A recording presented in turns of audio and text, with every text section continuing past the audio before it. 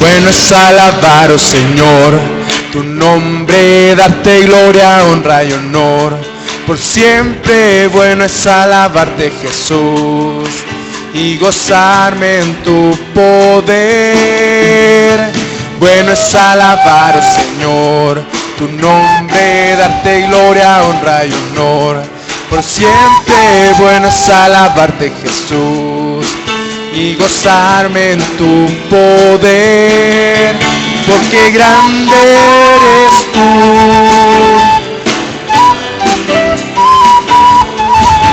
Porque grande eres tú, grande es tu amor, grande es tu gloria.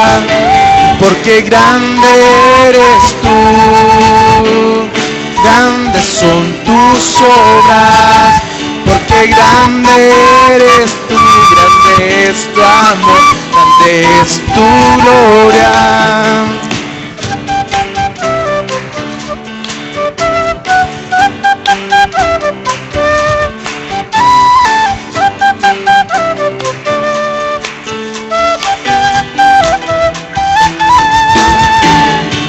Bueno es alabar, oh Señor, tu nombre, darte gloria, honra y honor. Por siempre bueno es alabarte, Jesús, y gozarme en tu poder. Bueno es alabar, oh Señor, tu nombre, darte gloria, honra y honor. Por siempre bueno es alabarte, Jesús, y gozarme en tu poder. Porque grande eres tú, grandes son tus obras. Porque grande eres tú, grande es tu amor, grande es tu gloria. Porque grande eres tú, grandes son tus obras.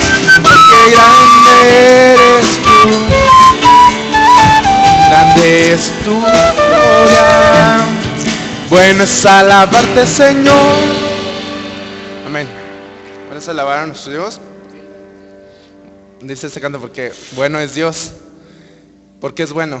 ¿Qué ha sido de bueno contigo?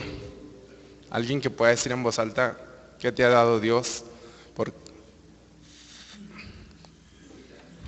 vida. Amén. Amén.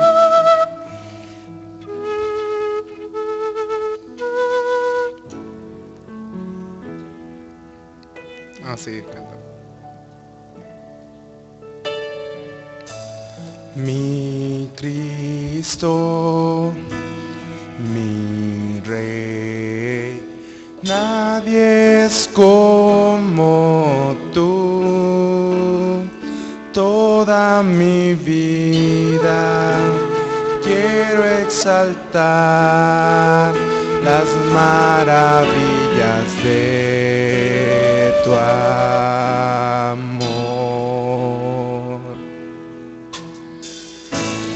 Consuelo, refugio, torre de fuerza y poder, todo mi ser, lo que yo soy, nunca dice ya adorar.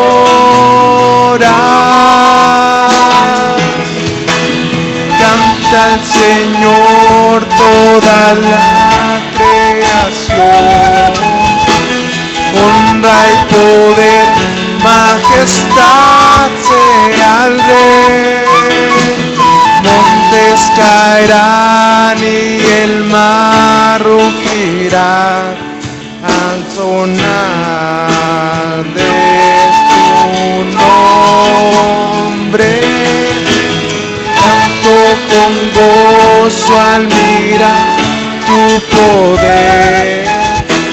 Siempre yo te amaré y diré, incomparables promesas me das, Señor.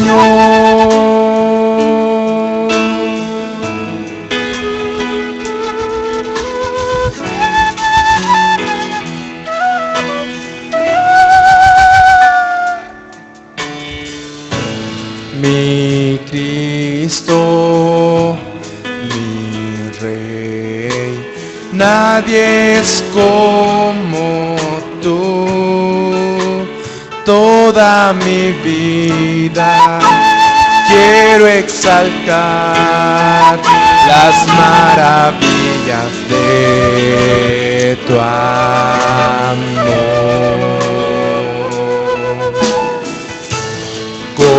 Consuelo, refugio, torre de fuerza y poder, todo mi ser, lo que yo soy, nunca cesé de adorar.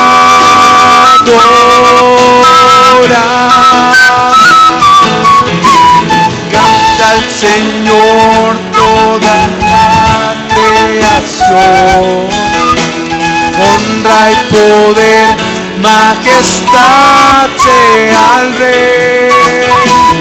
Montes caerán y el mar rugirá al sonar de tu nombre. Canto con gozo al mirar tu poder. Siempre yo te amaré y diré, incomparables promesas me das. Incomparables promesas me das. Incomparables promesas me das, Señor.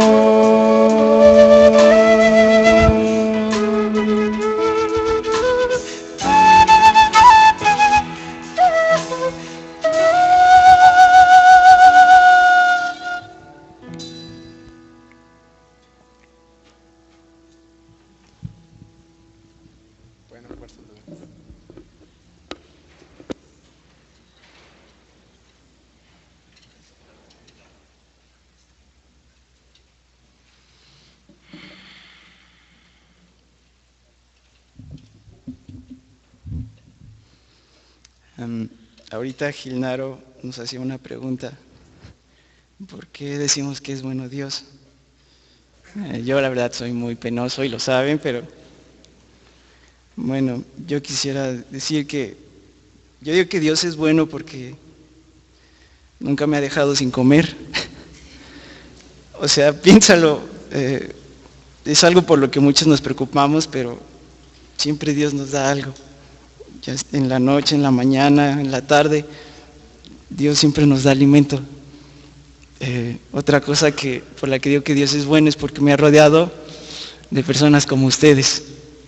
Me ha rodeado de amistades que es normal, que siempre están ahí para darme un consejo, un abrazo, ya sea uno de esos impuestos por Keila o porque quieren. Y yo creo que por eso Dios es bueno. Piénsalo tú. Quizás también tenías tus razones, pero eres como yo y te da pena decirlo, ¿no? Pero bueno. Acompáñenme con sus Biblias a Efesios 6, al versículo 10.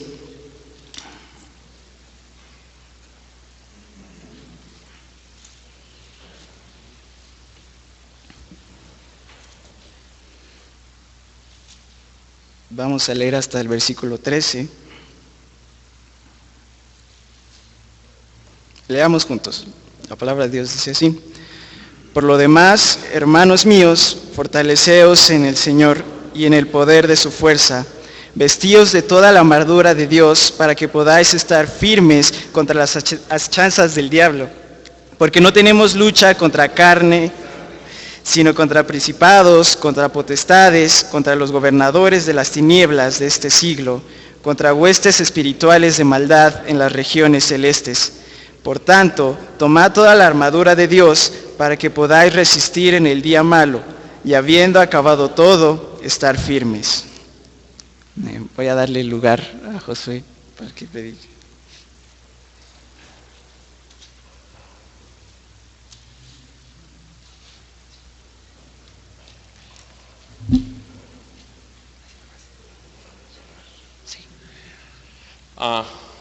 Si hemos leído nuestra declaración de visión, no de misión, sino en la parte de declaración de visión, hay algo que a lo mejor debimos haber comenzado con los que iban graduando leyendo parte de ello, pero vamos a hacerlo con Josué para adelante.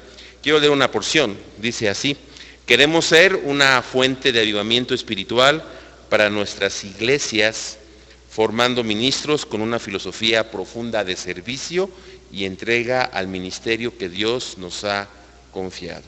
Yo quisiera que para cuando fuera el año 2000, si estamos en el 2000, ¿verdad? Sí, en el 2000, cuando fuera el año 2050, que pudieran decir que quienes estuvimos en el seminario en estos años del 2000 al 2020, fuimos esa inspiración para que los que estén sirviendo y las iglesias de aquellos años puedan estar viviendo un avivamiento constante que se necesita tanto en nuestro país. Y queremos y deseamos que así sea en tu caso, Josué, que seas un factor de avivamiento espiritual en las iglesias donde Dios te ponga. Vamos a orar. Señor y buen Padre, gracias en esta mañana por la vida de Josué.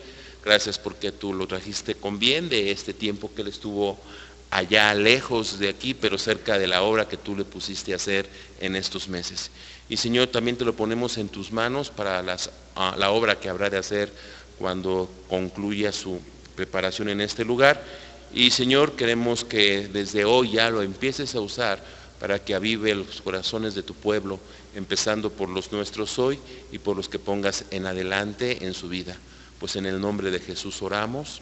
Amén. Dios te bendiga, José. Me gustaría que tuviéramos abierta nuestra Biblia ahí en la carta a los Efesios, y vamos a ir meditando en esos 3 versículos estos minutos que tenemos.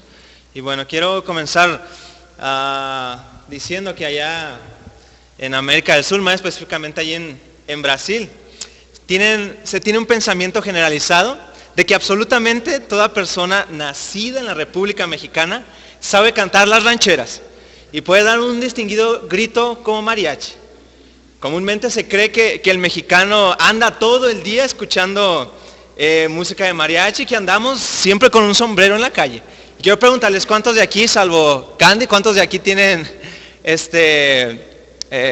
gusto por el mariachi y escuchan música de mariachi en sus cuartos, en el internado? Quiero que levanten la mano. Ninguno, nada más Candy y Memo. Bueno. Pero la triste realidad es que los géneros más escuchados, según las estadísticas que lanzó Forbes México recientemente, fue que los géneros más escuchados en la República Mexicana, el primero es la banda, el segundo es el pop y el tercer género es la electrónica. Bueno, se piensa allá en Brasil y en Paraguay que todo aquel con sangre azteca conoce personalmente al actor, comediante, guionista, dramaturgo Roberto Gómez Bolaños, mejor conocido como Chespirito. Que todos tenemos una foto con dicho actor y que por lo menos lo hemos saludado en una ocasión, se cree allá. ¿Cuántos de aquí tienen una foto con Chespirito? Quiero que levanten la mano. A ver, Loida levantó la mano, era Loida, ¿quién más?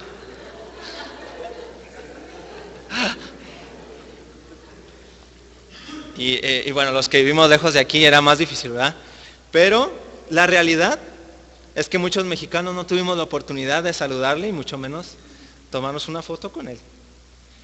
Allá se piensa que todo mexicano, sin importar si tiene 80 años o tiene 5 años y es un niño, espera ansiosamente, después de un día de escuela o de un día de trabajo, llegar a su casa, prender la televisión y sentarse a disfrutar de la transmisión del Chavo del Ocho, a reírse con el humor que le caracterizaba al señor Bolaños? Y realmente se cree que el programa favorito aquí en México es, hoy 9 de junio del 2015, es el Chavo del Ocho. Que el programa con más rating es sin lugar a dudas aquel de la bonita vecindad. En Brasil, la televisora con las siglas SBT, Sistema Brasileño de Televisión, tiene los derechos de este programa y transmite hasta el día de hoy los capítulos del Chavo del Ocho, del Chapulín Colorado. A pesar de que existen muchos capítulos que no se han traducido al portugués, se piensa que personajes como Don Ramón y Godínez siguen aquí en México. Don Ramón murió en 1988 y Godínez, Horacio Bolaños, hermano de Chespirito, murió en el 99. Entonces, pero allá creen que ellos siguen aquí entre nosotros. Pero la realidad es que los niños mexicanos de nuestro país ya no conocen al niño simpático de 8 años con pecas en su cara, que vivía en una vecindad de la Ciudad de México. Los niños de hoy prefieren ver novelas como Los hombres también lloran o Que te perdone Dios, yo no. La realidad es que personajes, y también como personajes de Don Ramón y Godínez, acabo de mencionar, hace más de 15, 20 años que no se encuentran entre nosotros. Se piensa muchas cosas, y esa es la realidad. Y bueno, discúlpenme, no estamos aquí para hablar de Chespirito, ni nada, pero quiero hablar que la realidad es muy diferente a lo que se piensa.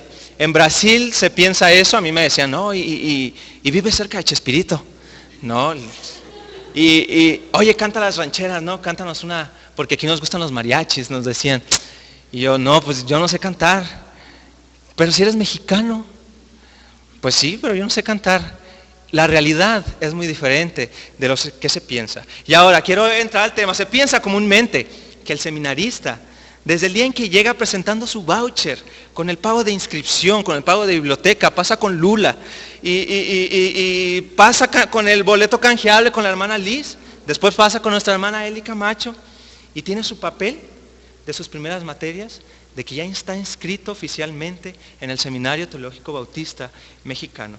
Y se piensa que tiene la capacidad espiritual de ministrar en cualquier iglesia evangélica del país con el simple hecho de mostrarle a los hermanos tu materia, tu tira de materias del primer bimestre del seminario. Pero nuestra realidad, la realidad del seminarista, ustedes y yo sabemos que no es así. La realidad de nosotros como seminaristas es que necesitamos de un poder, de una fuerza que está fuera de nosotros. La primera cosa que quiero llamar su atención es que la realidad del seminarista es que tiene que tomar su fuerza de Dios. Alguien que pueda leer el versículo 10 en otra versión que no sea la Reina Valera 60, por favor.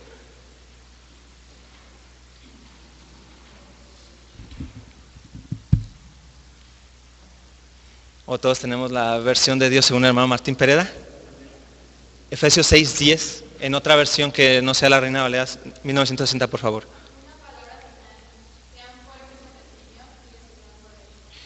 Gracias, Mimi. Quiero preguntarles, ¿tomamos entonces como seminaristas nuestra fuerza de Dios o confiamos en que ya estamos inscritos en el Seminario Teológico Bautista y eso ya nos da un nivel de unción diferente al que teníamos antes de entrar?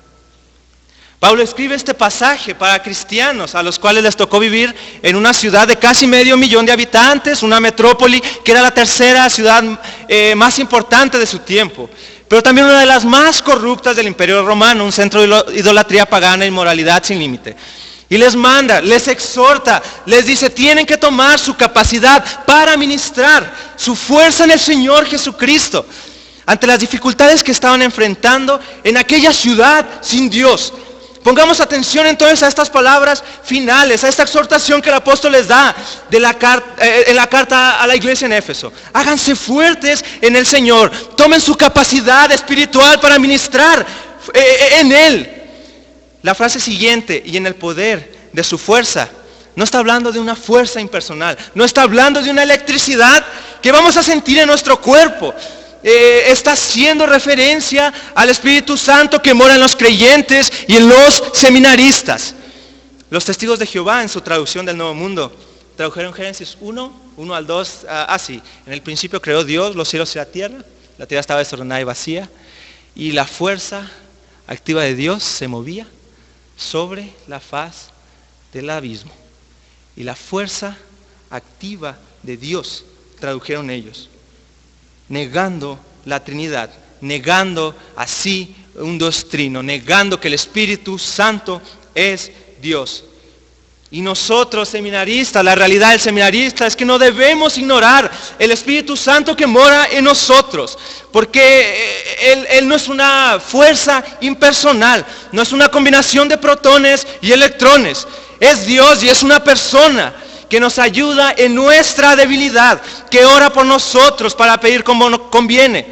Recordando el ministerio de nuestro Señor Jesucristo, vemos que Él antes de iniciar su ministerio va con Juan y se bautiza. Y dice en los evangelios que descendió ¿quién? Descendió el Espíritu Santo como paloma, se abrió el cielo y dice que se escuchó una voz: este es mi Hijo amado en quien tengo complacencia. A partir de ese momento se escucha y se ve a un Jesucristo describiendo lo que anda en el Espíritu Santo. Dice, y Jesús llevado por el Espíritu Santo al desierto, y Jesús andando en el Espíritu Santo, y Jesús. Se puede leer en cada porción de los evangelios, y Jesús lleno del Espíritu Santo. Jesús se fortaleció para ministrar, para hacer su ministerio. Tomó este poder espiritual del Espíritu Santo, esta capacidad, porque Él también era 100% humano, hombre, como nosotros. Y recuerdo que Jesús les dice antes de ir a la muerte, en Juan, le dice, ¿saben qué? Les conviene que yo me vaya. Porque si no me voy, no va a venir el Consolador, no va a venir a ustedes, pero yo los voy a enviar. En cuanto yo me vaya, les voy a enviar al Consolador. Le dice en Juan 16, Él les va a guiar a toda verdad, Él me va a glorificar. Después de la resurrección del Señor Jesucristo, leemos en Lucas 24, que Jesús les dice, ¿saben qué? Ni se les ocurra salir de Jerusalén. Esperen la promesa del Padre. No se vayan de aquí hasta que sean investidos del poder de lo alto. Como si Jesús estuviera diciendo, no se les ocurra salir de aquí. Ustedes no pueden, no tienen la capacidad espiritual de hacer eso, de ministrar allá afuera. La naturaleza de este ministerio es espiritual. Y Jesús les dice, esperen la promesa del Padre. Los discípulos contentos en Hechos 1 le dicen, te creemos, tú eres el Mesías. Ya vas a restaurar el reino de Israel ahora. Ya vas a quitar la pobreza, como diciendo, ya vas a darnos lo que esperamos. Te harás cargo ahora de restaurar nuestra nación. Y recordando la respuesta del Señor Jesucristo. No les toca a ustedes saber los tiempos ni las sazones. Pero déjenme decirles una cosa. Van a recibir poder cuando venga el Espíritu Santo sobre ustedes. Pablo les escribe a la iglesia de Éfeso 3 capítulos antes, en el versículo 3:16, me gustaría que me acompañara 5 hojas atrás. Y dice, para que os dé conforme a la riqueza de su gloria, al ser fortalecidos con poder en el hombre interior, por su Espíritu. Y seminarista, lo mismo nos está recordando a nosotros, a ti y a mí nos está recordando. Se cree comúnmente que el seminarista, debido a que ya cursó sus primeras 30 materias en el seminario, no importa si las pasó con 10 o las reprobó, se cree que por el hecho de ser seminarista se tiene una capacidad espiritual para llevar a cabo la obra del ministerio, para pastorear a su iglesia, para aconsejar, para plantar iglesias. Recuerdo el testimonio de un querido amigo que graduó el año pasado, Dan Pérez, y él nos contó cuando recién entramos que él llegó a la iglesia Antioquía, ahí en Querétaro, en donde él acababa de entrar al seminario, y les dice, hermanos, pues quiero servir aquí en la iglesia, acabo de entrar al seminario y necesito un campo de práctica, ¿no? Y que le dicen, perfecto, hermano, excelente. Y que le dice Dan, ¿sí tengo cupo? Sí, hermano, claro que sí. Y le dice, bueno, ¿y qué voy a hacer? Y que le dijeron, usted va a ser el pastor. Usted va a ser el pastor. Entre paréntesis, él sigue pastoreando la iglesia y gracias a Dios que él le ha bendecido, gracias a Dios que él se ha tomado fuerte del Señor. pero le dijeron, usted va a ser el pastor. No estoy en contra de eso, pero se cree comúnmente que el tener una credencial del seminario te da una capacidad espiritual para hacer y deshacer. Se piensa que el seminarista tiene esta capacidad inherente en él. Pero aquí el apóstol Pablo nos está ordenando a buscar una fuerza, una capacidad lejos de nosotros mismos. La realidad es que no podemos creernos eso.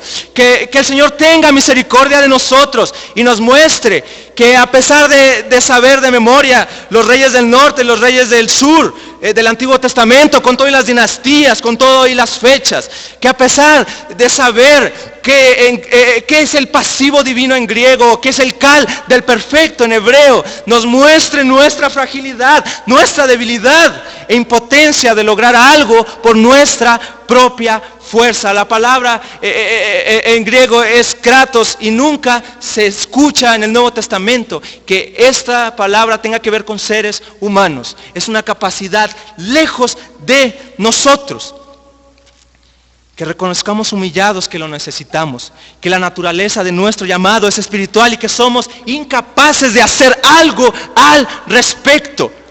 La realidad es que como seminaristas podemos caer en una soberbia y arrogancia, despreciando a los hermanos de nuestras iglesias que siempre nos dan de comer o nos apoyan con ofrendas. Los tachamos de ignorantes, mientras nos conformamos con ministrar con nuestra capacidad intelectual, con nuestros talentos, experiencia, educación, y somos capaces de vivir exitosamente según los estándares del mundo, sin ninguna fuerza del Espíritu Santo en nuestro ministerio.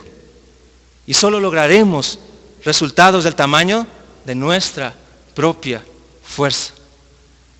Y lo triste es que estamos en la mayoría de las ocasiones entristeciendo al Espíritu Santo de Dios. En Efesios 4:30 el apóstol les dice, no hagan esto. No entristezcan al Espíritu Santo, se la pasan ignorando lo que Él les está diciendo. En Tesalonicenses les dice, no apaguen al Espíritu Santo. ¿Y saben qué hacemos a veces los seminaristas? Jubilamos al Espíritu Santo, lo ignoramos. Hasta cuando Él nos está indicando hablarle, compartirle el Evangelio a una persona que va en el metro, a una persona que va en la combi, sentimos hablarle y decimos, no, ¿qué va a pensar la gente de nosotros? No, yo estoy para predicar en el púlpito, ahorita no estoy para predicar aquí. Ya subí de nivel. Y lo ignoramos, olvidando que el reino de Dios no consiste en palabras, sino en poder. El versículo 11 continúa, vístanse de toda la armadura de Dios. De nuevo, una fuerza que no viene de nosotros. Lomos de la verdad, coraza de la justicia, el evangelio de la paz, escudo de la fe, yelmo de la salvación y espada del Espíritu, que es la palabra de Dios. Empieza a dar la armadura de Dios. Ahora quiero preguntar de nuevo, seminarista, la realidad es que necesitamos buscar nuestra fuerza de alguien que está, una fuerza que está lejos de nosotros, de nuestro alcance, de producir a nosotros, que es de Dios. Y el Espíritu Santo que mora en ustedes y en nosotros, no podemos continuar apagándolo e ignorándolo como lo hemos hecho, contentándonos con ministrar con lo que sabemos y olvidamos que se trata de esta capacidad espiritual que nos da. ¿Tomamos nuestra fuerza de Dios o confiamos en nuestra capacidad? La realidad es que necesitamos reconocer entonces nuestra increíble fragilidad como ministros y ser guiados por el Consolador y tomar nuestra fuerza, depender de su presencia y tomar su armadura, cada parte de ella. De nuevo, de aquí en adelante, fortalezcanse en el Señor y en el poder de su fuerza. Se cree que el seminarista, pasando al siguiente punto, está ausente de problemas y de pecados. Un amigo de mi generación decía, oye, es que no tengo tiempo ni de pecar, me decía así. Tengo tanta tarea que no tengo tiempo ni de pecar, me decía así. Obviamente estaba jugando, ¿verdad? Pero los hermanos creen que el venir de interno crea a un seminarista sin pecado. Se piensa que el internarse en el seminario es lo mejor que pudo haber hecho, que así estará lejos del mundo de los placeres y entonces no pecará más como un monasterio aquí, lejos de ello. Y lo único que hará será orar en su cuarto por los hermanos de la iglesia y leer su Biblia. Eso se cree comúnmente. Pero la realidad del seminarista es que tiene una lucha espiritual. Dice el versículo 11 ahí. ¿Para qué tenemos que fortalecernos? Dice el apóstol Pablo, para que podáis estar firmes contra las acechanzas del diablo. No tenemos lucha contra sangre y carne.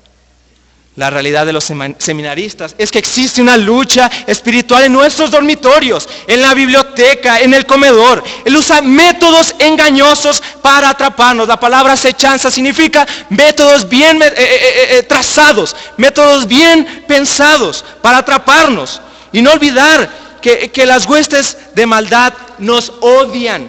Odian a Dios, quieren vernos destruidos, quieren ver al pueblo de Dios derrotados, atrapados en el pecado. Nos susurran en el oído, todo está bien, no pasa nada.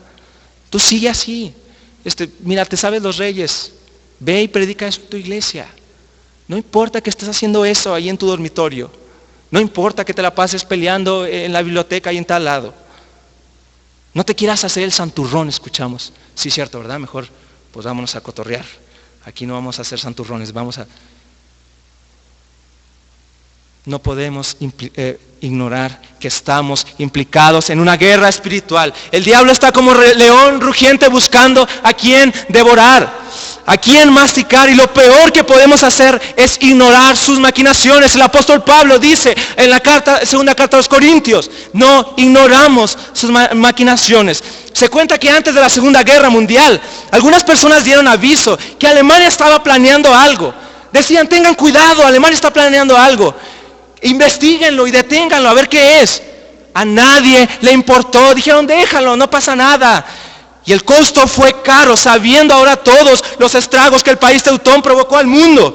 Y nosotros podemos caer en ese mismo peligro de ignorarlo por completo y decir, sí, son enemigos derrotados, déjalos ahí. Lo impresionante es que están derrotados y luchan por hacernos caer, y nosotros estamos cantando victoria antes de que se acabe la guerra.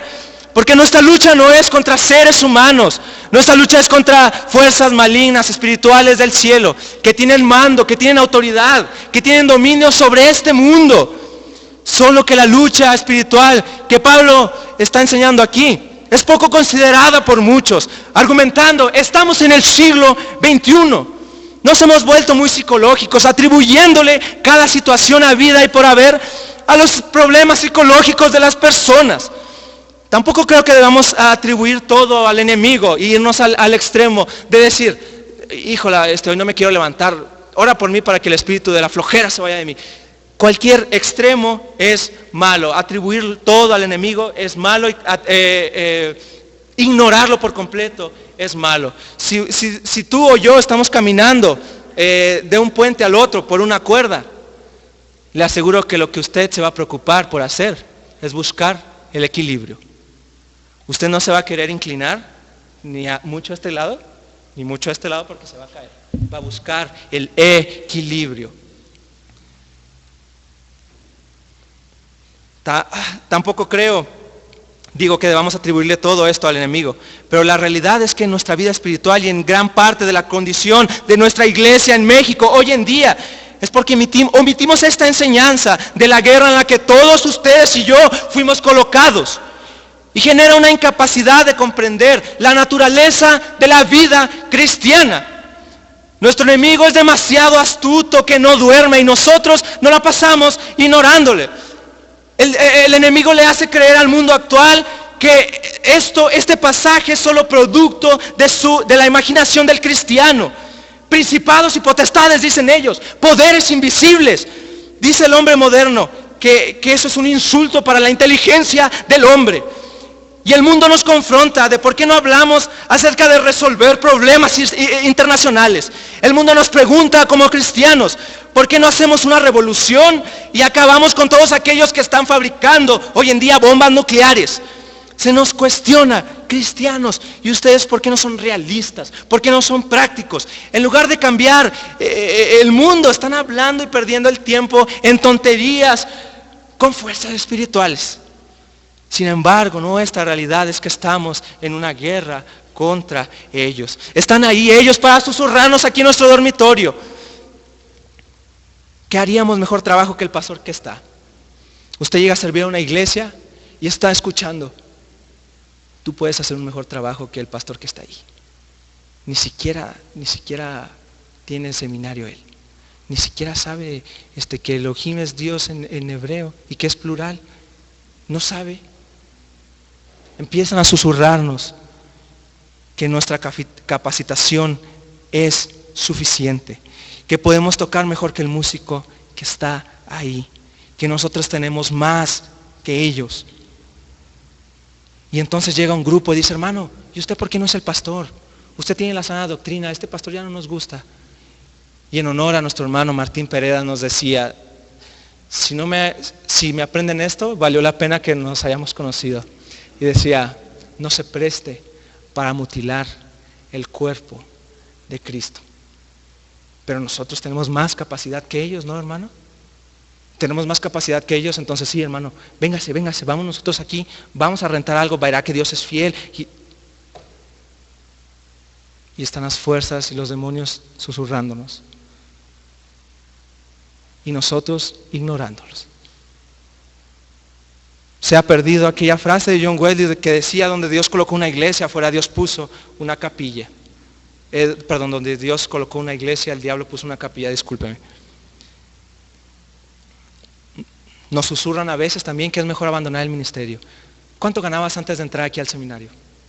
¿Dónde estabas trabajando? ¿Por qué no nos regresamos, los que entramos sin estudiar una carrera, por qué no nos regresamos a estudiar a la universidad mejor? ¿Qué tenemos que estar haciendo aquí? Y nos susurran constantemente que no vale la pena tanto sufrimiento, que estábamos mejor antes de venir. Las acechanzas del diablo están ahí.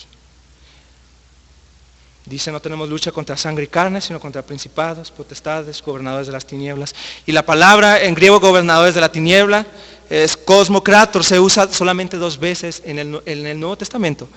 Y la otra que se usa, una es aquí, la otra es en Lucas. Y en Lucas hace referencia a los gobernadores físicos, a los gobernadores, a los saduceos físicamente, no espirituales. Y entonces da a entender el apóstol Pablo aquí que los gobernadores también están influenciados por esta fuerza espiritual. Debemos entonces, seminaristas, al saber que la realidad, que tenemos esta lucha, levantarnos día a día un poco más temprano para luchar, ya que en esta ocasión, en esta profesión, ¿cómo podemos llamarlo? En esta vida no existen vacaciones. No existen 30 días hábiles, no existe una semana, no existe derecho por antigüedad día tras día. Podemos salir a la avenida Lomas Verdes y ver con tristeza que el Dios de este siglo cegó el entendimiento de todos los incrédulos para que no les resplandezca la luz del Evangelio de la gloria de Cristo. Y seminaristas, ¿estamos luchando o estamos ignorando sus maquinaciones? Necesitamos luchar, la realidad es que debemos luchar. Y no para que su nombre se haga famoso, no para que nosotros tengamos fama. No luchamos para que se escriba una biografía de nosotros y que sea leída en los seminarios en el 2040. No estamos luchando para tener una mega iglesia, para que nos paguen el mejor sueldo, para disfrutar de esta vida. Si alguno ministra conforme al poder que Dios da, para que en todo Dios sea glorificado por medio de Jesucristo, escribió Pedro, 1 Pedro 4:11. Luchamos porque Dios sea glorificado en cada rincón de nuestro vecindario, de nuestra ciudad y del mundo entero. Si es verdad lo que el apóstol expone en su primer capítulo, la carta a la iglesia en Éfeso, que Dios nos eligió para ser sus hijos desde antes de la fundación del mundo, también es verdad que lo eligió a usted y a mí para luchar esta batalla espiritual. Por tanto, fortalezcanse en el Señor y en el poder de su fuerza. Se piensa que el seminarista va a tener el mejor ministerio, que va a ser el mejor pastor, que va a transformar el mundo con el simple hecho de salir con un título de licenciado en teología, con idiomas, sin idiomas, licenciado en misiones, licenciado en música. Eso es la clave para el éxito, se cree comúnmente. Busca eso y tienes la vida y el ministerio hecho. Pero la realidad es que tenemos que resistir hasta el final. Dice ahí el versículo 13, por tanto tomen otra vez toda la armadura de Dios. En este versículo el apóstol Pablo está dando un imperativo, está diciendo, no nos está aconsejando, no está diciendo, bueno, si les gusta la armadura, límpienla poquito y póngansela, está diciendo, por lo tanto, pónganse la armadura de Dios. ¿Para qué? Dice ahí, para que podáis resistir en el día malo. Seminarista, para que podáis resistir en aquel día en el que Satanás nos pida como a Pedro, para ser zarandeados como trigo. Y escuchar al Señor Jesucristo, voy a orar por ti para que tu fe no falte. La realidad es que debemos fortalecernos día tras día en el Señor, tomar la armadura completa, para que cuando llegue ese día malo, ese día de la angustia, ese día donde le diagnostiquen cáncer terminal y le queden 2 semanas de vida, esos días de infelicidad, podamos resistir firmes. Cada vez la batalla se hace más fuerte en nuestra vida. Lo que hemos enfrentado hasta aquí se va a intensificar con el paso del tiempo. Sucede que nosotros nos creemos especiales, nos creemos los ungidos de Dios, que nunca vamos a caer. Pero ninguno de los que estamos ahora aquí estamos exentos de caer y hasta salir del seminario y del ministerio. Existe una enseñanza que nos dice siempre, ven, vamos a transferir todo para el Señor. Es que tengo muchos problemas. Ven, vamos a transferir todo para el Señor. Él va a pelear por nosotros. Él va a acabar con todos. Nosotros debemos quedarnos sentados y esperar su victoria, Jehová de los ejércitos. Y si esto fuera así, hermanos, entonces todas las exhortaciones del Nuevo Testamento, de resistir al diablo, que el diablo de nosotros. El que robaba, no robe más. No dice que robaba, transfiera al Señor ese pecado. Dice, deje de robar. Reducimos la vida cristiana a transferir todo al Señor y quedarnos sentados y decir, Dios va a pelear por nosotros.